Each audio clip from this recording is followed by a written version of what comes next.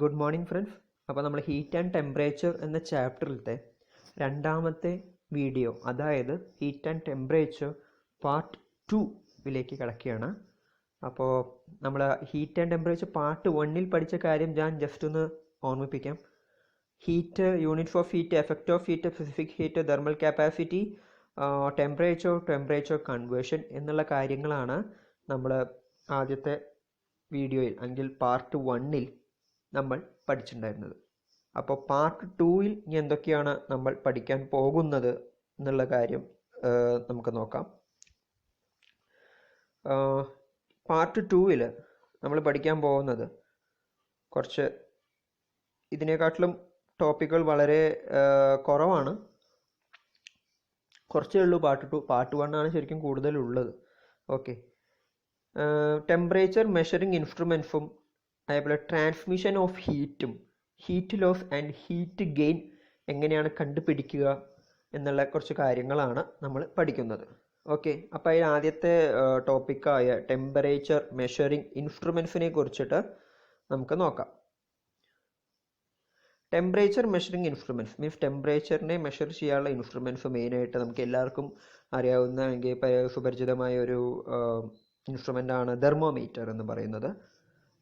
അതല്ലാതെ നിങ്ങൾ കേൾക്കാത്ത വേറെ ചില ഇൻസ്ട്രുമെൻറ്റ്സ്, 2 ഇൻസ്ട്രുമെൻറ്റ്സ്, ഒന്ന് പൈറോമീറ്റർ, അതിൽ തന്നെ വരുന്ന ഒരു സബ് ക്ലാസിഫിക്കേഷനാണ് തെർമോ ഇലക്ട്രിക് പൈറോമീറ്റർ. ഓക്കെ, തെർമോമീറ്ററിൽ നമ്മൾ ചൂട് അളക്കുമ്പോൾ അല്ലെങ്കിൽ ടെമ്പറേച്ചർ അളക്കുമ്പോൾ അതിനൊരു പ്രത്യേക അളവ് വരെ നമുക്ക് അതിൽ അളക്കാൻ പറ്റുള്ളൂ. അതെന്ന് പറയുന്നത് 300 ഡിഗ്രി സെൽഷ്യസ് ആണ്. അതിനപ്പുറം തെർമോമീറ്റർ അളക്കാൻ പറ്റില്ല.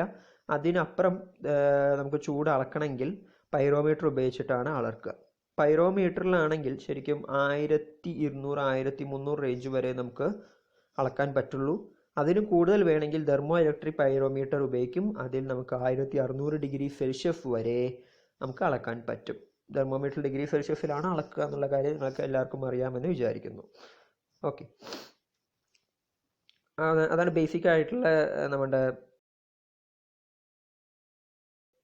ഞാനിപ്പോൾ ഈ സ്ലൈഡിൽ ആ ചാപ്റ്റർ കംപ്ലീറ്റ് ഡിസ്കസ് ചെയ്ത് പോവുകയാണ്, ഇമ്പോർട്ടൻ്റ് ആയിട്ടുള്ള ടോപ്പിക്സ് എല്ലാം. ഇത് കഴിഞ്ഞിട്ട് ഞാൻ പറഞ്ഞിട്ടുണ്ടായിരുന്നു അവസാനം ഞാൻ പറയും എന്തൊക്കെയാണ് അതെന്ന് ചോദിക്കുക, ഏത് പാർട്സാണ് ചോദിക്കുക, അത് നമ്മൾ പഠിച്ചു വെക്കുക. ഓക്കെ, അത് മെയിനായിട്ട് നോക്കുക. ഇതിൻ്റെ നോട്ടൊക്കെ അതേപോലെ എഴുതി വെച്ചിരിക്കണം. സ്ലൈഡ് കോപ്പി ചെയ്യുന്നതുകൊണ്ട് എനിക്ക് കുഴപ്പമില്ല, അല്ലെങ്കിൽ ലെക്ചർ നോട്ട് നിങ്ങളൊക്കെ എഴുതുകയാണെങ്കിൽ എനിക്ക് പ്രശ്നമില്ല. ചെക്ക് ചെയ്യും, ആ ടൈമിൽ നിങ്ങൾ ഗ്രൂപ്പിൽ ഇടേണ്ടതായിരിക്കും PDF ആയിട്ടോ. ഓക്കെ, അടുത്ത ട്രാൻസ്മിഷൻ ഓഫ് ഹീറ്റ്. ഹീറ്റ് എങ്ങനെയാണ് ട്രാൻസ്മിറ്റ് ചെയ്യുന്നത്? ഹീറ്റ് ട്രാൻസ്മിറ്റ് ചെയ്യുന്നത് 3 മെത്തേഡ്സ് ഉപയോഗിച്ചാണ്. ഒന്ന് കണ്ടക്ഷൻ, ഒന്ന് കൺവെക്ഷൻ, ഒന്ന് റേഡിയേഷൻ. എന്തൊക്കെയാണ്? Conduction, convection, radiation. കണ്ടക്ഷൻ, അതിൽ നമുക്ക് ആദ്യത്തേക്ക് പോകാം. കണ്ടക്ഷൻ, ഈ സോളിഡ് പാർട്ടിക്കിൾസിലെ കൂടെ നടക്കുന്ന ഹീറ്റ് ട്രാൻസ്മിഷനെയാണ് കണ്ടക്ഷൻ എന്ന് പറയുന്നത്. മീൻസ് സോളിഡ് പാർട്ടിക്കിൾസിലൂടെ നടക്കുന്ന ട്രാൻസ്മിഷൻ ഓഫ് ഹീറ്റ് മോഡിനെയാണ് കണ്ടക്ഷൻ എന്ന് പറയുന്നത്. ഓക്കെ, ഇവിടെ ഹീറ്റ് എന്താ പറഞ്ഞിരിക്കുന്നത്? Heat transmitted due to contact without any movement of particles. ഇവിടെ പാർട്ടിക്കിൾസിൻ്റെ മൂവ്മെൻറ്റ് ഒന്നും നടക്കുന്നില്ല. ഒരു സ്വാഭാവികമായിട്ടും ഇനി ഒരു എക്സാമ്പിൾ, കുറച്ചുകൂടി നല്ലൊരു എക്സാമ്പിൾ പറയുകയാണെങ്കിൽ, ഞാനൊരു സോളിഡ് ക്യൂബ് എടുത്തു. സോളിഡ് ക്യൂബ് എന്ന് പറയുമ്പോൾ ഒരു വുഡൻ പീസ് വെച്ചുള്ള ഒരു ക്യൂബാണെന്ന് വിചാരിച്ചോളൂ. ഓക്കെ, ഒരു വുഡൻ പീസ് കൊണ്ട് ഉപയോഗിച്ചുള്ളൊരു ക്യൂബാണെന്ന് വിചാരിച്ചോളൂ, സോളിഡ് ആയിട്ടുള്ളൊരു ക്യൂബ്. ആ ക്യൂബ് നമ്മളൊന്നുകൂടിയും എക്സ്പ്ലോർ ചെയ്ത് പോവുകയാണെങ്കിൽ അതിൻ്റെ ഉള്ളിൽ കുറേ പാർട്ടിക്കിൾസ് ഉണ്ടായിരിക്കും. ആ പാർട്ടിക്കിൾസൊക്കെ വളരെ ടൈറ്റായിട്ട് റിജിഡായിട്ട് അടുത്തടുത്തിരിക്കുന്നത് കൊണ്ടാണ് സോളിഡ് എന്ന് വിളിക്കുന്നത്, അല്ലേ? അതിൻ്റെ ഉള്ളിലത്തെ ആ പാർട്ടിക്കിൾസിൻ്റെ അറേഞ്ച്മെൻറ്റ് എന്ന് പറയുന്നത് വളരെ റിജിഡാണ്. വളരെ അടുത്തടുത്തായിട്ടാണ് ഓരോ പാർട്ടിക്കിൾസ് ഇരിക്കുന്നത്. സോ അതുകൊണ്ട് തന്നെ അതിൻ്റെ ഉള്ളിൽ ആ പാർട്ടിക്കിൾസിന് അങ്ങോട്ടോ ഇങ്ങോട്ടോ മൂവ് ചെയ്യാൻ അധികം സാധിക്കില്ല, വളരെ റിജിഡായിട്ട് ഇരിക്കുന്നത് കൊണ്ട്. അപ്പോൾ അതിൻ്റെ ഉള്ളിൽ ഒരു പാർട്ടിക്കിൾസിൽ നിന്ന് ഇനിയൊരു പാർട്ടിക്കിളിലേക്ക് ഹീറ്റ് ട്രാൻസ്മിറ്റ് ചെയ്യുമ്പോൾ അതിൽ മൂവ്മെൻ്റ് ഒന്നും നടക്കുന്നില്ല. ആ പാർട്ടിക്കിൾസിൻ്റെ മൂവ്മെൻറ്റ് അതിൽ നടക്കുന്നില്ല. ഇങ്ങനെ ഒരു പാർട്ടിക്കിൾസോടെ നടക്കുന്ന ഹീറ്റ് ട്രാൻസ്മിഷൻ മോഡിനെയാണ് കണ്ടക്ഷൻ എന്ന് പറയുന്നത്. അതാണ് ഇവിടെ ഇംഗ്ലീഷിൽ എഴുതിയിരിക്കുന്നത്. Heat transmitted due to contact without any movement of particle. Okay, contact ഉണ്ട്, പക്ഷേ ആ പാർട്ടിക്കിൾസിന് ഓരോ പാർട്ടിക്കിളും തമ്മിൽ കോണ്ടാക്റ്റ് ഉണ്ട് ഇല്ലേ? പക്ഷേ ആ പാർട്ടിക്കിൾസ് മൂവ് ചെയ്യുന്നുണ്ടോ? ഇല്ല. ഓക്കെ. ഇനി കൺവെക്ഷൻ എന്ന് പറയുന്നത് എപ്പോഴും ലിക്വിഡിലും ഗ്യാസിലുമാണ് നടക്കുന്ന ഹീറ്റ് ട്രാൻസ്മിഷനെയാണ് കൺവെക്ഷൻ എന്ന് പറയുന്നത്. ഇവിടെ എന്താണ് വ്യത്യാസം എന്ന് പറഞ്ഞു കഴിഞ്ഞാൽ ഈ ഹീറ്റഡ് പാർട്ടിക്കിൾസിൻ്റെ മൂവ്മെൻ്റ് ഉണ്ട്. സോളിഡിലാണെങ്കിൽ മൂവ്മെൻ്റ് ഇല്ല, പാർട്ടിക്കിൾസിൻ്റെ മൂവ്മെൻ്റ് ഇല്ല. ഇവിടെയാണെങ്കിൽ മൂവ്മെൻ്റ് ഉണ്ട്. ഓക്കെ. ഫോർ എക്സാമ്പിൾ ഒരു ലിക്വിഡിനെ നമ്മൾ ഹീറ്റ് ചെയ്യുകയാണ് ആണെങ്കിൽ ആ ലിക്വിഡിലത്തെ പാർട്ടിക്കിൾസിന് ചില മൂവ്മെൻ്റ് ഉണ്ടാകും. ഇപ്പോൾ വെള്ളം നമ്മൾ നന്നായി ചൂടാക്കി കഴിഞ്ഞ് കഴിഞ്ഞാൽ എന്താവും?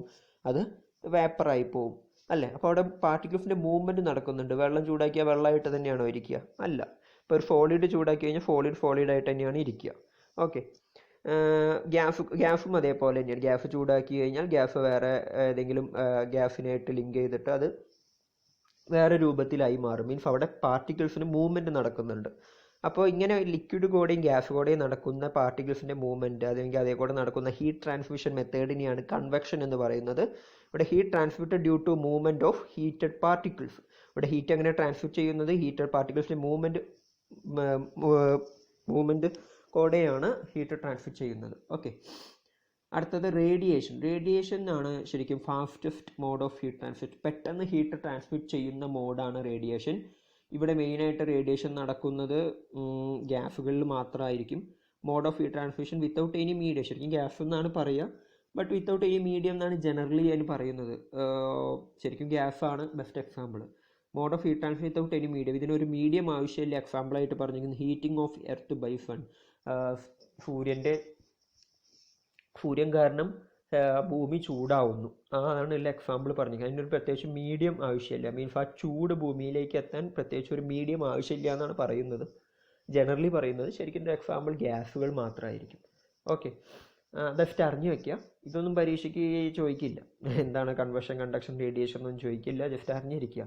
ഇവിടെ ഈ പരീക്ഷയ്ക്ക് ഇന്ന് ചോദിക്കുന്ന കാര്യം SI യൂണിറ്റ്, ഹീറ്റിൻ്റെ SI യൂണിറ്റ്, ഹീറ്റ് മെഷർ ചെയ്യുന്ന ഇൻസ്ട്രുമെൻറ്റ്, ടെമ്പറേച്ചറിൻ്റെ യൂണിറ്റ്, ടെമ്പറേച്ചർ മെഷർ ചെയ്യുന്ന ഇൻസ്ട്രുമെൻറ്റ്. നമ്മളതേപോലെ ടെമ്പറേച്ചർ കൺവേർഷൻ കുറേ ഫോർമുല പഠിച്ചു, ആ റിലേറ്റഡ് പ്രോബ്ലംസ്, പിന്നെ heat loss, heat gain problems ആണ് ചോദിക്കുക.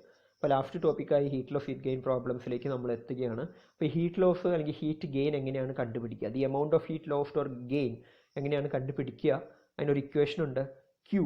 ഈ എമൗണ്ട് ഓഫ് ഹീറ്റ് ലോസ്റ്റ് അല്ലെങ്കിൽ ഗെയിനിനെ നമ്മൾ സൂചിപ്പിക്കുന്ന, ഡിനോട്ട് ചെയ്യുന്ന ഒരു ലെറ്ററാണ് Q എന്ന് പറയുന്നത്. Q എന്ന് പറഞ്ഞാൽ എമൗണ്ട് ഓഫ് ഹീറ്റ് ലോസ്റ്റ് ആണ് അല്ലെങ്കിൽ ഹീറ്റ് ഗെയിൻഡ് ആണ്. എങ്ങനെയാണ് കണ്ടുപിടിക്കുക? Equal to M×F ∆T. M എന്ന് പറഞ്ഞാൽ മാസാണെന്ന് നമുക്കറിയാം, F എന്ന് പറഞ്ഞാൽ സ്പെസിഫിക് ഹീറ്റ് ആണെന്ന് നമുക്കറിയാം, ∆T എന്ന് പറഞ്ഞാൽ എന്ന് പറഞ്ഞാൽ ചേഞ്ച് ഇൻ, അതിനാണ് പറയുക. അപ്പോൾ ∆T എന്ന് പറഞ്ഞാൽ ചേഞ്ച് ഇൻ ടെമ്പറേച്ചറിലുള്ള ചേഞ്ചിനെയാണ് ∆T എന്ന് പറയുന്നത്. ഇത് മൂന്നും കൂടി മൾട്ടിപ്ലൈ ചെയ്ത് കഴിഞ്ഞാൽ നമുക്ക് ഹീറ്റ് ലോസ്റ്റ് ആയതോ അല്ലെങ്കിൽ ഹീറ്റ് ഗെയിൻ ആയതോ കിട്ടും. ഹീറ്റ് ലോസ്റ്റ് എന്ന് പറഞ്ഞാൽ ഹീറ്റ് കളയുക, ഹീറ്റ് ഗെയിൻ എന്ന് പറഞ്ഞാൽ ഹീറ്റ് കിട്ടുക. ഓക്കെ. അപ്പോൾ അതിൻ്റെ ഒപ്പം തന്നെ ജസ്റ്റ് നമ്മൾ ജനറലായിട്ട് അറിഞ്ഞിരിക്കേണ്ട കുറച്ച് കാര്യമുണ്ട്. സ്പെസിഫിക് ഹീറ്റ് ഓഫ് വാട്ടർ എത്രയാണ്? വാട്ടറിൻ്റെ സ്പെസിഫിക് ഹീറ്റ് എന്ന് പറയുന്നത് എത്രയാണ്? 4.2 kilojoule per kilogram degree Celsius. Specific ഹീറ്റിൻ്റെ യൂണിറ്റ് നമുക്കറിയായിരുന്നു, joule per kilogram degree Celsius ആണ് സ്പെസിഫിക് ഹീറ്റിൻ്റെ യൂണിറ്റ്. അതിപ്പോൾ ഇവിടെ 4.2 ആക്കിയോണ്ട് കിലോ ജൂൾ എന്ന് വന്നു, അല്ലെങ്കിൽ 4200 joule per kilogram degree Celsius എന്നും എഴുതാം. അതുപോലെ സ്പെസിഫിക് ഹീറ്റ് ഓഫ് ഹൈസിൻ്റെ 2100 joule per kilogram degree Celsius അഥവാ 2.1 kilo joule per kilogram degree Celsius. ഈ രണ്ട് വാല്യൂസ് ഒന്ന് കാണാപാഠം ഓർത്ത് വയ്ക്കുക. ഓക്കെ. ആവശ്യം വരും പ്രോബ്ലത്തിന്. അപ്പോൾ അതിൽ പ്രോബ്ലമിലേക്ക് കിടക്കാം. ഇക്വേഷൻ എന്താ? Q = mf ∆T. Q = mf ∆T.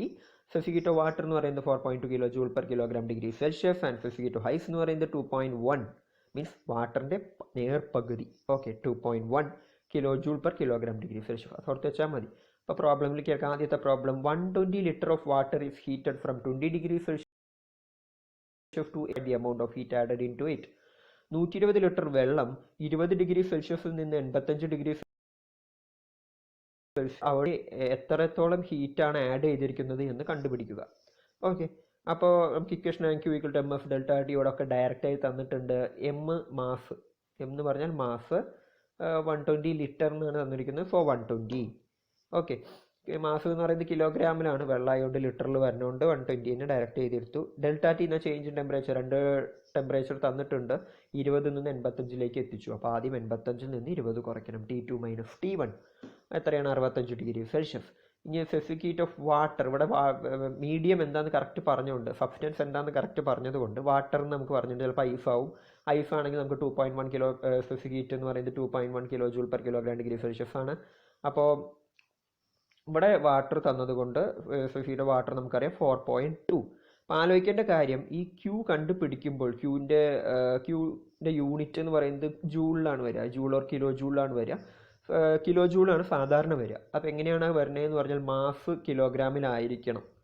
Okay, temperature അതേപോലെ ഡിഗ്രി സെൽഷ്യസിലായിരിക്കണം. ഇപ്പോൾ ഇവിടെ ചേഞ്ച് ഇൻ ടെമ്പറേച്ചർ ഫാരൻഹീറ്റിലാണ് തന്നിരിക്കുന്നത് വെച്ചാൽ നിങ്ങൾ തീർച്ചയായും അതിനെ ഡിഗ്രി സെൽഷ്യസിലേക്ക് മാറ്റേണ്ടി വരും. അവിടെ നമ്മൾ ടെമ്പറേച്ചർ കൺവേർഷൻ ഫോർമുല ഉപയോഗിച്ച് ഡിഗ്രി സെൽഷ്യസിലേക്ക് മാറ്റാം. അങ്ങനെ കുറച്ച് ടഫ് പ്രോബ്ലം ചോദിക്കുകയാണെങ്കിൽ ഇങ്ങനെയൊക്കെയാണ് വരിക എന്ന് പറയാം. ഓക്കെ, പിന്നെ delta T change in temperature എന്ന് പറഞ്ഞാൽ ഡിഗ്രി സെൽഷ്യസിലായിരിക്കണം ഞാൻ പറഞ്ഞു. സ്പെസിഫിക് ഹീറ്റ് പിന്നെ നമുക്കറിയാം അത് എപ്പോഴും kilo joule per kilogram degree സെൽഷ്യസിലാക്കാണ് വരിക. അത് കിലോ ജൂളാണ് കൊടുത്തിരിക്കുന്നത് വെച്ചാൽ നമുക്ക് ഉത്തരം വരുന്നത് കിലോ ജൂളായിരിക്കും. അത് specific heat joule per kilogram degree സെൽഷ്യസിലാണ് കൊടുക്കുന്നത് വെച്ചാൽ ഉത്തരം വരുന്നത് ജൂളിലായിരിക്കും. ചെറിയ വാല്യൂ കിട്ടാൻ വേണ്ടിയിട്ടാണ് കിലോ ജൂൾ ആക്കുന്നത്, അല്ലെങ്കിൽ വളരെ വലിയ വാല്യൂ ആവും. അപ്പോൾ ക്യൂ കണ്ടുപിടിക്കുകയാണ് 120 × 4.2 × 65 എന്ന് പറയുന്നത് 32,760 കിലോ ജൂളാണ് ഇവിടെ എമൗണ്ട് ഓഫ് ഹീറ്റ് ആഡഡ് എന്ന് പറയുന്നത്. ഓക്കെ, ഇനി വേറൊരു പ്രോബ്ലം 2. ഇവിടെ എന്താ പറഞ്ഞിരിക്കുന്നത്, find out the specific heat. നമുക്കിവിടെ കണ്ടുപിടിക്കേണ്ട സ്പെസിഫിക് ഹീറ്റ് ആണെന്ന് മനസ്സിലായി. If you requires 510 calories to rise the temperature of 170 gram of material from 50 degrees Celsius to 80 degrees Celsius. Okay, 510 കലോറീനെ 170 ഗ്രാം സബ്സ്റ്റൻസിൻ്റെ 510 കലോറീനെ 50 ഡിഗ്രി സെൽഷ്യസിൽ നിന്ന് 80 ഡിഗ്രി സെൽഷ്യസിലേക്ക് ഉയർത്തുവാൻ വേണ്ടി വരുന്ന സ്പെസിഫിക് ഹീറ്റിനെയാണ് നമ്മൾ കണ്ടുപിടിക്കുന്നത്. അപ്പോൾ എമൗണ്ട് ഓഫ് ഹീറ്റ് ആഡർ എന്ന് പറഞ്ഞാൽ Q = mf ഡെൽറ്റ ടി. ഇവിടെ എന്താണ് ശരിക്കും കണ്ടുപിടിക്കേണ്ട സ്പെസിഫിക് ഹീറ്റ് ആണ്. അപ്പോൾ അവിടെ ഈ 510 കലോറി എന്ന് പറയുന്നത് എന്താണ്, heat. Find specific heat if you require 510 calories. 510 calorie എന്ന് പറയുന്നത് എന്തായിരിക്കും, ഹീറ്റിൻ്റെ യൂണിറ്റ് എന്താണ്, കലോറി. അപ്പോൾ 510 കലോറി എന്ന് പറഞ്ഞാൽ ഹീറ്റാണ്. അപ്പോൾ Q ആണ്, മീൻസ് ഹീറ്റ് ലോസ്റ്റ് അല്ലെങ്കിൽ ഹീറ്റ് ഗെയിൻഡ് ആയിരിക്കും ഈ 510 കലോറി എന്ന് പറയുന്നത്. മീൻസ് എന്തായാലും Q ആണ് ഈ 510 കലോറി. M എന്ന് പറയുന്നത് 170 ഗ്രാം ആണ്. ഡെൽറ്റ ടി എന്ന് പറയുന്നത് 30 ഡിഗ്രി സെൽഷ്യസ് ആണ്. മീൻസ് 80 - 50. ഈ യൂണിറ്റ് ഒക്കെ പ്രത്യേകം ശ്രദ്ധിക്കണം. ഓക്കെ, യൂണിറ്റ് ശ്രദ്ധിച്ചില്ലെങ്കിൽ പ്രശ്നമില്ല. അവസാനം ഈ നമ്മൾ കണ്ടുപിടിക്കുന്ന സ്പെസിഫിക് ഹീറ്റിൻ്റെ യൂണിറ്റ് ഞാൻ പറഞ്ഞു kilo joule per kilogram degree സെൽഷ്യസിലോ അല്ലെങ്കിൽ കലോറി പെർ ഗ്രാം ഡിഗ്രി സെൽഷ്യസിലോ എഴുതാം. അത് നമുക്ക് അതിനനുസരിച്ച് എവിടെയാണ് നമ്മൾ യൂണിറ്റ് മാറ്റുന്നുണ്ടെങ്കിൽ അതിനനുസരിച്ച് മാറ്റം വരും മാത്രം. ആ യൂണിറ്റ് എപ്പോഴും എഴുതി വയ്ക്കുക. എപ്പോഴും നമുക്ക് നല്ലത് kilo joule per kilogram degree സെൽഷ്യസിൽ എഴുതുന്നതാണ്. ഇപ്പോൾ ഇവിടെ 510 കലോറി = 170 ഗ്രാം. ഈ 170 ഗ്രാമിനെ കിലോഗ്രാം ആക്കിയാൽ അത്രയും നല്ലത്. അപ്പോൾ നമുക്ക് അനുസരിച്ച് എന്ത് കിട്ടും, kilo joule per kilogram degree സെൽഷ്യസിൽ എഴുതാൻ പറ്റും. പക്ഷേ കിലോ ജൂൾ എഴുതാൻ പറ്റുമോ എന്ന് ചോദിച്ചു കഴിഞ്ഞാൽ അത് കുറച്ചുകൂടി പ്രോബ്ലം കുറച്ചുകൂടി എക്സ്പാൻഡ് ആയി പോകും. മീൻസ് കുറച്ചുകൂടി കോംപ്ലിക്കേറ്റ് ആയി പോകും. കാരണം 510 കലോറിന്നാണ് തന്നിരിക്കുന്നത്. അപ്പോൾ കലോറീനെ ആദ്യം നമ്മൾ ജൂളിലേക്ക് ആക്കേണ്ടി വരും. ഒരു കലോറി എന്ന് പറഞ്ഞു കഴിഞ്ഞാൽ 4.2 ജൂളാണ്. അപ്പോൾ കലോറീനെ ജൂളിലേക്ക് ആക്കി അങ്ങനെ വലിയൊരു വാല്യൂ വരുന്നത് കൊണ്ടാണ് ഇവിടെ ഈ പ്രോബ്ലത്തിൽ അങ്ങനെ ഒരു കൺവേർഷൻ നടത്താത്തത്. അങ്ങനെ കൺവേർഷൻ നടത്തുമ്പോൾ കോംപ്ലിക്കേറ്റ് ആവും, അതുകൊണ്ടാണ് അങ്ങനെ നടത്താത്തത്. സോ ഇതിൽ ജസ്റ്റ് ഡയറക്റ്റ് വാല്യൂ കൊടുത്തിരിക്കുകയാണ്, കലോറിയിൽ തന്നിട്ടുണ്ട്. 510 = 170 × S × 30. ലെസ് കണ്ടുപിടിക്കുന്നു. എസ് കണ്ടുപിടിച്ചപ്പോൾ 0.1 calorie per gram degree Celsius ആണ് യൂണിറ്റ് വരുന്നത്. Okay, 0.1 calorie per gram degree Celsius വരാൻ കാരണം 510 കലോറിയിൽ തന്നിട്ടുണ്ട്. 170 പറയുന്നത് ഗ്രാം ആണ്. അങ്ങനെ ഡിവൈഡ് ചെയ്ത് ഇപ്പോൾ ഗ്രാം ഡിഗ്രി സെൽഷ്യസ് ആയി. അപ്പോൾ സ്പെസിഫിക് ഹീറ്റ് എന്ന് പറയുന്നത് 0.1 കലോറി പെർ ഗ്രാം ഡിഗ്രി സെൽഷ്യസിലാണ്.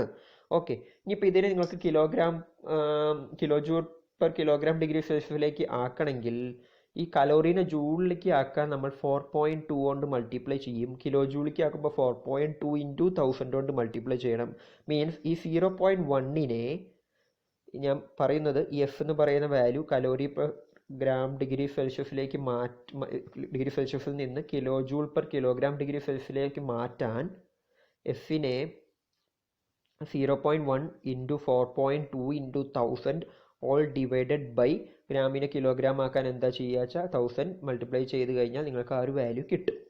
ഓക്കെ, അത്ര കോംപ്ലിക്കേറ്റ് ആയി പോകണ്ട, ഇതിലുള്ള രീതിയിൽ തന്നെ പോയാൽ മതി. ഞാൻ ജസ്റ്റ് ഒരു എക്സ്ട്രാ മെത്തേഡ്സ് പറഞ്ഞു എന്നുള്ളൂ. പ്രോബ്ലം എങ്ങനെയൊക്കെ കോംപ്ലിക്കേറ്റ് ആയി വന്നാലും ചെയ്യണം. ഓക്കെ, ഇത്രയേ ഉള്ളൂ ഹീറ്റ് ലോസ് അല്ലെങ്കിൽ ഹീറ്റ് ഗെയിൻ കണ്ടുപിടിക്കാൻ. അപ്പോൾ heat loss and heat gain നമ്മൾ പഠിച്ചു, ടെമ്പറേച്ചർ മെഷറിംഗ് ഇൻസ്ട്രുമെൻറ്റ് പഠിച്ചു, പിന്നെ മോഡ് ഓഫ് ട്രാൻസ്മിഷൻ ഓഫ് ഹീറ്റും പഠിച്ചു. ഇതാണ് ഇതിൽ ഇമ്പോർട്ടൻ്റ് ആയിട്ടുള്ള കാര്യങ്ങൾ. അപ്പോൾ ഹീറ്റ് ആൻഡ് ടെമ്പറേച്ചറിനെ കുറിച്ച് ഒരു ഡീറ്റെയിൽ ആയിട്ടുള്ളൊരു അറിവ് കിട്ടി വിചാരിക്കുന്നു. പ്രോബ്ലം രണ്ട് സ്ഥലത്തു നിന്ന് അവർ ഒന്ന് ടെമ്പറേച്ചർ കൺവേർഷൻ, പിന്നെ ഒന്ന് heat loss and heat gain, water equivalent, thermo capacity ഒക്കെ അറിഞ്ഞിരിക്കണം.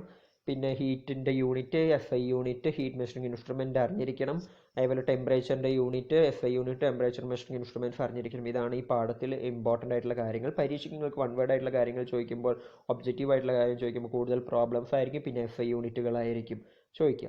ഈ CGS, FPS, MK സിസ്റ്റത്തിൽ SI യൂണിറ്റുകൾ ഹീറ്റിൻ്റെ ചോദിക്കും. അപ്പോൾ അത് മറക്കരുത്. ബ്രിട്ടീഷ് തെർമൽ യൂണിറ്റ്, അതേപോലെ സെൻറ്റിഗ്രേഡ് തെർമൽ യൂണിറ്റും കലോറിയും ഒന്നും മറക്കരുത്. ഓക്കെ, അപ്പോൾ താങ്ക് യു. അപ്പോൾ നിങ്ങൾക്ക് ആദ്യത്തെ ചാപ്റ്ററായ ഹീറ്റ് ആൻഡ് ടെമ്പറേച്ചർ വളരെ ചെറിയ ചാപ്റ്ററാണ്, സിമ്പിൾ ചാപ്റ്ററാണ്. ഇങ്ങനത്തെ കുറച്ച് സിമ്പിൾ ചാപ്റ്റർ നമ്മൾ ആദ്യം തിയറി തീർത്ത് കഴിഞ്ഞിട്ട് പതുക്കെ കാൽക്കുലേഷനിലേക്ക് പോകാം എന്നാണ് എൻ്റെ ഒരു ഐഡിയ. ഞാൻ ആദ്യം പറഞ്ഞിട്ടുണ്ടായിരുന്നു. അപ്പോൾ മനസ്സിലായി എന്ന് വിചാരിക്കുന്നു. അപ്പോൾ അടുത്ത വീഡിയോ വരെ ബൈ ബൈ. അപ്പോൾ ഈ കാണുന്ന നോട്ട്സൊക്കെ നിങ്ങൾ വൃത്തിയിൽ എഴുതി വെച്ചിരിക്കണം. Okay, thank U.